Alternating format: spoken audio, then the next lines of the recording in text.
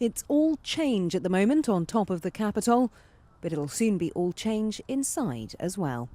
Here in the House of Representatives, every single seat is up for grabs in Tuesday's midterm vote. And on this half of the building, a third of the Senate is also being contested. The Senate landscape is really the most interesting of all of the contests on the ballot because Republicans have the opportunity to reclaim control. So they need 6 net seats to do so.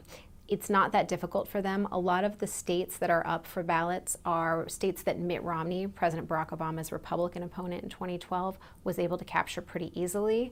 36 state governorships are also in play on the 4th of November, including here in Florida, where Republicans have been making a last push for votes.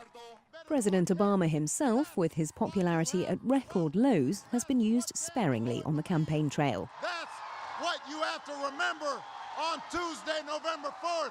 Thank you. God bless you. God bless America. Here he is in Connecticut at the weekend, but he's keeping away from vulnerable southern states, where his presence might hinder rather than help incumbent Democrats. When you look at places like Alaska or Georgia or Louisiana or Kentucky is a place where we thought maybe the Republicans would have a competitive race. A lot of those states, they're just not traditionally Democratic states.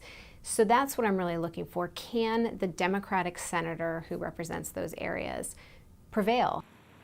As a traditional swing state, Iowa is another contest that's commanded national attention, thanks in part to this advert from the Republican candidate. I'm Joni Ernst. I grew up castrating hogs on an Iowa farm.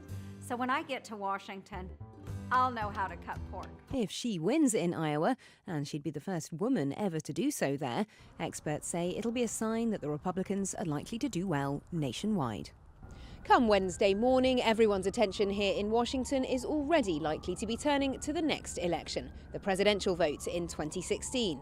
That means some say that very little will get done in the building behind me over the next couple of years, especially if the president's party is in the minority. But others say we could be in for a bit of a surprise, with the focus elsewhere that could create the opportunity for some quiet compromise here on Capitol Hill. Lorna Shaddick, Channel News Asia, Washington.